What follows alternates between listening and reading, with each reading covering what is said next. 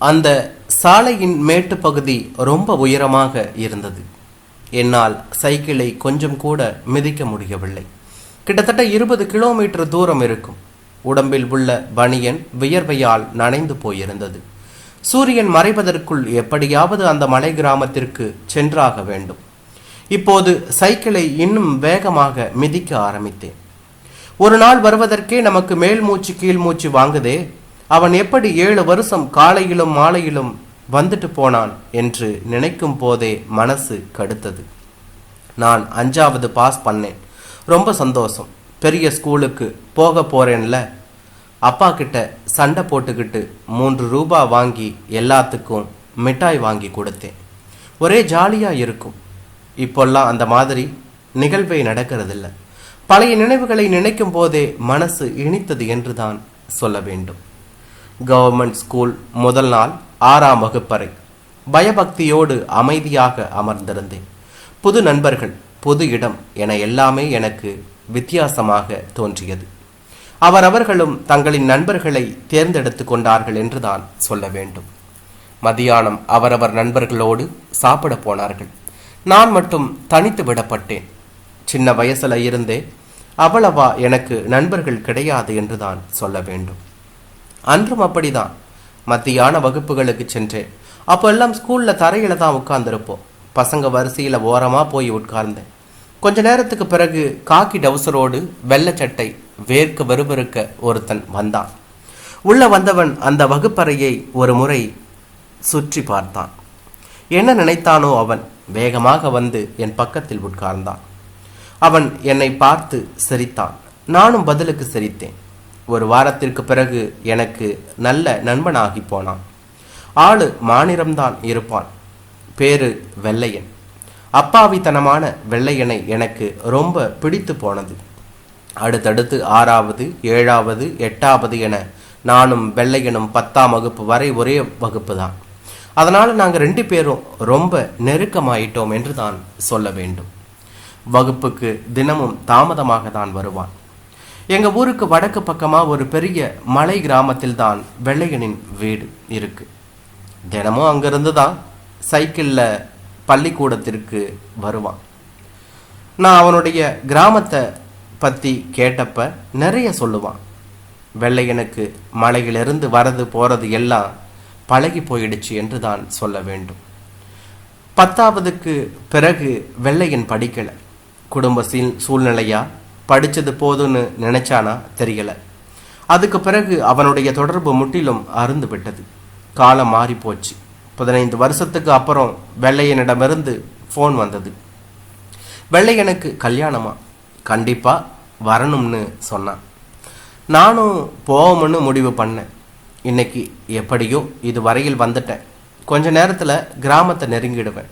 அப்பதான் நினைச்சேன், இந்த வெள்ளையன் எப்படி தான் 5 வருஷமா காலையிலும் மாலையிலும் இந்த மலை ஏறி இறங்கி வந்திருப்பானோ தெரியல என்றுதான் சொல்ல வேண்டும்.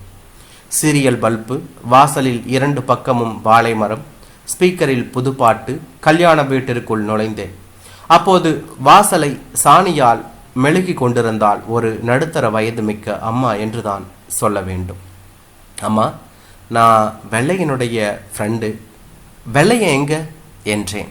அவர்களிடம் பேசி கொண்டிருக்கும் போதே வெள்ளையனின் குரல் கேட்டு திரும்பினேன் என்றுதான் சொல்ல வேண்டும்.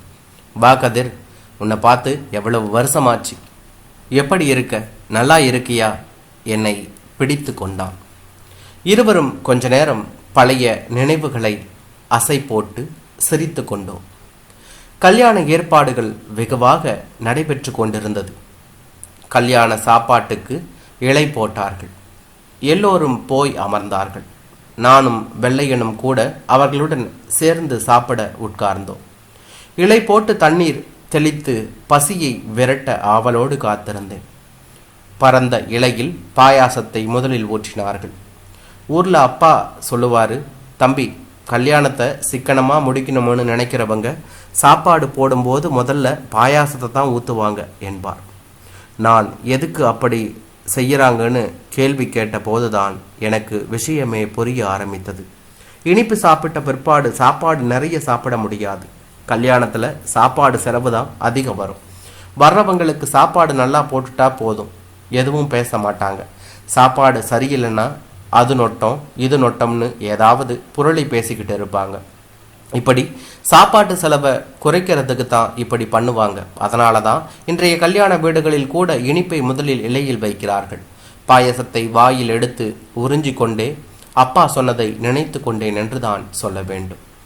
என்னோடு பந்தியில் உட்கார்ந்திருந்தவர்கள் அனைவரும் எழுந்து விட்டார்கள் என்றுதான் சொல்ல வேண்டும். வெள்ளையனும் சாப்பிட்டு முடித்திருந்தான். நான் வீட்டிலே சாப்பிடுகிற மாதிரி பொறுமையாக சாப்பிட்டு கொண்டிருந்தேன். ஏ கதிர், சீக்கிரம் எழுந்துறடா, எல்லாரும் எழுந்து போயிட்டாங்க.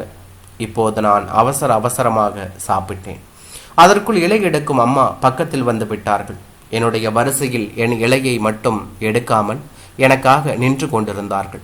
தம்பி, பொறுமையா சாப்பிடுங்க, விக்கிக்க போகுது, தண்ணி குடிங்க, நீங்க சாப்பிட்ட பிற்பாடு தான் இலையை எடுத்துக்கிறேன் என்றார் அந்த அம்மா. அவர்களிடம் தலையை மட்டும் ஆட்டிவிட்டு புன்னகை செய்தேன். அப்பொழுதுதான் கவனித்தேன், நான் வரும்போது வீட்டை சாணியால் மெழுகிவிட்டு இருந்த அதே அம்மாதான் நான் சாப்பிட்ட எச்சில் இலையை தூக்கி எடுத்த போது எச்சில் ரசமானது அந்த அம்மாவின் கைகளை நனைத்தது. ஆனாலும் அதையெல்லாம் அவர்கள் பொருட்படுத்தாது மீண்டும் தன் வேலையை தொடங்க ஆரம்பித்தார்கள். எனக்கு பின்னால் வந்த அனைத்து பந்திகளிலும் அந்த அம்மாதான் எச்சில் இலையினை எடுத்தார்கள். எனக்கென்னவோ மனசு ஒரு மாதிரியாக இருந்தது. இலையில் ரசமும் பாயசமும் ஊற்றி உள்ளங்கை நனைய நாக்கை சுழற்றி சாப்பிடுவார்கள். அவர்களின் எச்சில் பட்ட இலையை ஒரு பெண் கை வைத்து எடுக்கணுமா? இது தவறு என நினைத்தேன். அதுவும் அந்த அம்மாவை பார்த்தபோது பூ பொட்டு இல்லாமல் விதவை என்றே தோன்றியது. திருமண வேலைகள் அனைத்தும் முடிந்து நானும் வெள்ளையனும் தனியே அமர்ந்திருந்தோம். பெண் அழைப்பின் போது வெள்ளையன் வலிந்ததை சொல்லி அவனை கிண்டல் அடித்தேன். பேச்சு வாக்கில் எச்சில் இலையை எடுக்கும் அந்த அம்மாவை பற்றி விசாரித்தேன் என்றுதான் சொல்ல வேண்டும். எங்க அத்தை தான், பேரு விசாலாட்சி. மாமா ஒரு விபத்தில் செத்துட்டார், குழந்தையும் இல்லை, பக்கத்து தெருவில் தான் இருக்காங்க என்று சொல்லிவிட்டு அமைதியாக இருந்தான் என்றுதான் சொல்ல வேண்டும்.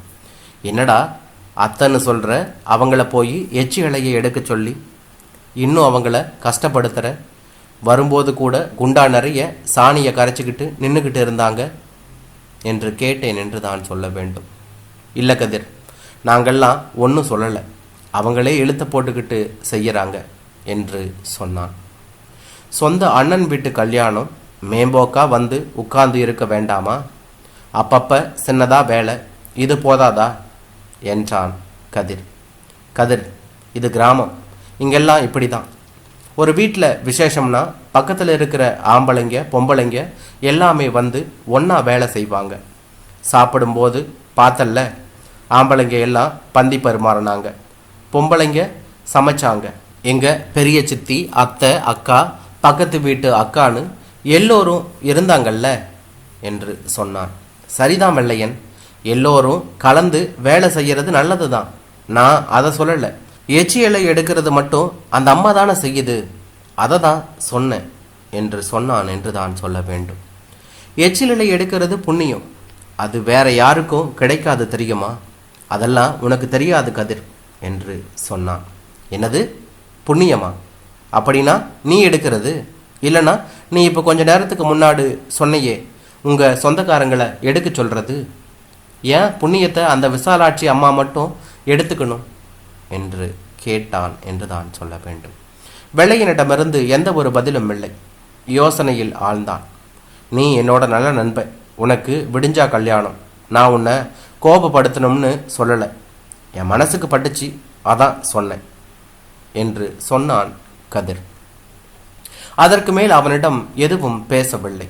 மற்ற சில விஷயங்களை பற்றி பேசிக்கொண்டோம். தம்பி சீக்கிரம் தூங்கு, காலையில் எழுந்திருக்கணும் என்று வெள்ளையனின் அம்மா சொல்லிவிட்டு போனாங்க என்று தான் சொல்ல வேண்டும். நாங்கள் 2 பேரும் தூங்குவதற்கு கிளம்பினோம். போகிற வழியில்தான் சமையலுக்காக பாக்கு மரத்தால் சதுரமாக கட்டி தென்னங்கீற்றை மேலே போட்டிருந்தார்கள். அதற்கு பக்கத்தில் அந்த நேரத்திலும் விறகு அடுப்பால் சோறாக்கிய கறி பாத்திர பண்டங்கள் அனைத்தும் சுத்தமாக விலக்கி வைத்திருப்பதை கண்டேன். வெள்ளையன் உள்ளே படுக்க சொல்லிவிட்டு நான் அந்த அம்மாவிடம் பேச்சு கொடுத்தேன் என்று தான் சொல்ல வேண்டும். அம்மா, நான் வெள்ளையனின் ஃப்ரெண்டு என்று விசாலாட்சி அம்மாவிடம் என்னை மீண்டும் அறிமுகப்படுத்தி கொண்டேன் என்று தான் சொல்ல வேண்டும். கொஞ்ச நேர மௌனத்திற்கு பிறகு, எந்த ஊருப்பா என்றார். நான் பிறந்தது முதல் படித்தது வரை சொன்னேன். நானும் உங்களை பற்றி சொல்லுங்கம்மா. நீங்கள் ஏன் எச்சில் இலையை எடுக்கிறது, பாத்திரம் கழுவுறது எதுக்கு? உங்களுக்கு துணையா யாரும் இதை செய்ய மாட்டாங்களா? நீங்கள் மட்டும் தனியாக செஞ்சுக்கிட்டு இருக்கீங்க என்று கேட்டான் என்று தான் சொல்ல வேண்டும். நானும் கல்யாணம் ஆகி ராணி மாதிரி இருந்தேன். புருஷன் செத்ததுக்கு அப்புறம் நல்ல காரியங்களுக்கு முன்ன நிற்கிறதுக்கு எனக்கே கூச்சமாக இருந்தது. அது மட்டும் இல்லாமல் யாராவது ஏதாவது சொல்லுவாங்கன்னு கூட பயமாகவும் இருந்தது. அதனால தானே ஒதுங்கி நிற்க ஆரம்பிச்சிட்டேன். ஒரு 3 வருஷத்துக்கு முன்னால் எங்கள் நாத்தனார் வீட்டு கல்யாணத்துக்கு போயிருந்தேன். சொந்தக்காரங்க எல்லோரும் ஒரு வேலையாக செஞ்சாங்க. நானும் அவங்க கூட மாட உதவி செஞ்சேன். கொஞ்ச நேரத்துக்கு பிற்பாடு புழக்கடை பக்கம் வெளியே போகலாம்னு போனேன். அங்கே என் நாத்தனார்கிட்ட தூரத்து உறவு பெண், என்ன பாஞ்சால தாலி அறுத்தவ கல்யாண வீடுன்னு கூட பார்க்காம அங்கிட்டும் இங்கிட்டும் சுற்றிக்கிட்டு திரியிறா, நீ சொல்ல மாட்டியா என்றாள். என்ன சொல்கிறது, எங்கள் வீட்டுக்காரரோட தங்கச்சி அதான் என்று பாஞ்சாலை இழுத்தாள் என்று தான் சொல்ல வேண்டும். இதெல்லாம் பார்த்தா முடியுமா? சொல்லித்தான் ஆகணும். நல்ல விசேஷத்தில் கலந்துக்க கூடாது. அப்படியே வந்தாலும் இலை எடுக்கிறது, பாத்திரம் கழுவுறதுன்னு ஒதுங்கியே இருந்துட்டு போயிடணும். இதெல்லாம் தெரியாத அவளுக்கு என்று சொன்னாள் என்று தான் சொல்ல வேண்டும்.